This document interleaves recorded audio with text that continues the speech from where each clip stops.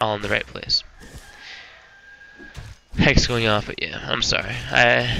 It's pretty, yeah, TP. It's a shame. It was a good move, and at least Grubby got the TP off him. So, now the 4K team is almost having their ideal army. And here's the strategy, and now you guys have seen what's going on. Todd is going to go solo rack, solo workshop. And then and then he's going to pump out the mortars and pump out the knights. Both of these units are going to dominate the Night Elf army, comprised of dryads and archers. And then whatever's left is going to tear apart the orc. You know, if it's orc versus orc, yeah, it's orc mirror and grubbies. Yeah. So you're basically, you have the wild card. Alright, I'm going to explain it like this. You have the orc, which is your backbone, your spine. And then you can kind of go out on a limb, choose the style of the game you want to play based on your second race. A lot of people choose Night Elf. Night Elf gives you that, you know, the great unit choices, whatever. If your wild card counters the Night Elf wild card, then you win the game. Because anything plus orc is greater than orc, in my opinion. As all things being equal, that's the case. And so, yeah, and so you see this army, this Todd army, is countering the Night Elf army with a vengeance. It's disgusting how easily, you know, this final battle, this battle will go in the favor of 4 kings.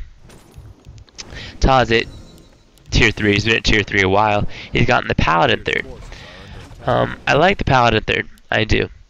Because think about any of the heroes or all of the heroes that could actually impact the game at tier 3, at level 1. And yeah, paladin's on the top of your list. Now here's the thing that I love. And not enough people do it. Everyone goes for that Holy Light Divine Shield combo, so they can do some healing and save their paladin from focus fire. But I love Devotion Aura. I think Devotion Aura is sorry for the cough, guys. Yeah, just sorry. I just apologize. But Devotion Aura, even though I think it was actually nerfed in the last patch, is really good. It's really cool because, especially in 2v2, because think about this: 2v2 you have twice the units, so that means each aura is twice as effective. That's what makes the dual aura so awesome, because twice the units get twice the amount of auras. It's beautiful. It's perfect. So yeah, Devotion Aura, great. Besides, the paladin's not really going to get focused. It has, 5 armor with Devotion Aura on, 650 health at level 1. It's going to be okay. Plus, it's going to be like mana birds like no other, when it doesn't even need mana, because at level 1 it doesn't even have a spell that costs mana. So you're good on both angles. I'd say, because you have the orc and the Night Elf, who are still at tier 2, there's really no good counter to knights by either side, except for Kodos, which it's suicide to mass Kodos in a 2v2 game, in my opinion. Because you have, you guys know why. And so, yeah, here the mortars are coming in.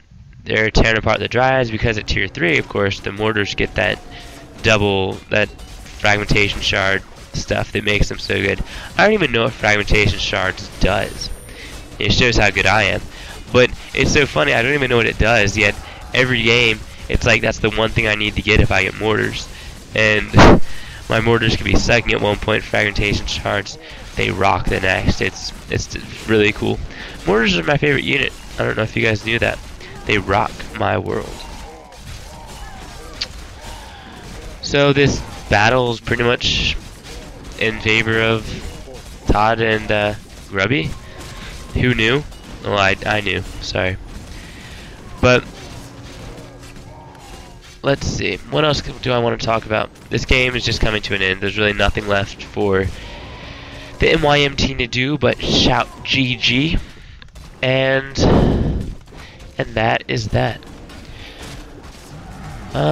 Okay, here's one thing that I absolutely love. Like, just, oh my god, like, it's orgasmic. I know you guys didn't need to know that, but it is.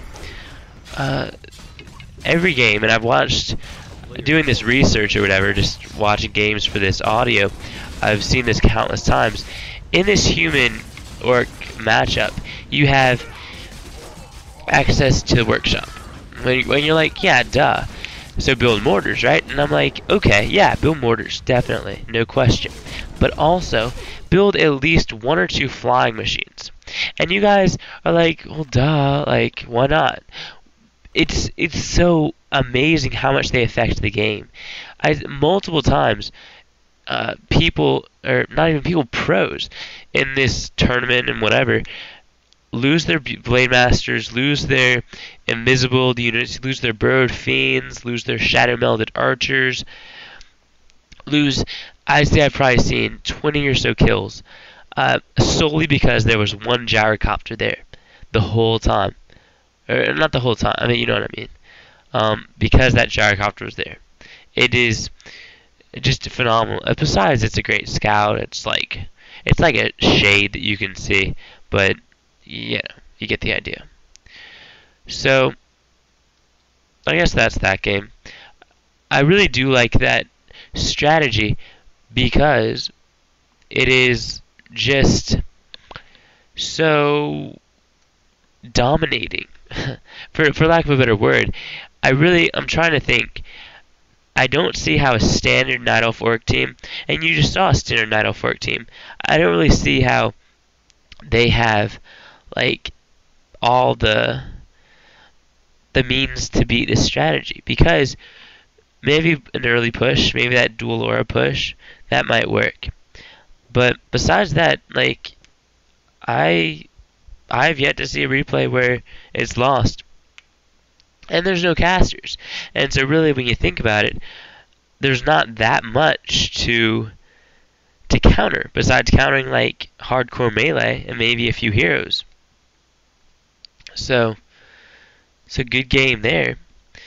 I did include a bonus replay for you guys, and I don't think I'm going to cast it. I'll put it in the replay pack because it's Todd and Grubby against another team, and yeah, I mean, it works against a lot of people. It's not just one game, and I think that's what I wanted to include.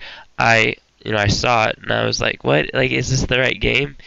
Because it looks the exact same. It's just like clockwork. So that'll do it for me right now. And I don't know. Have fun in all your games. Good luck in all your matches.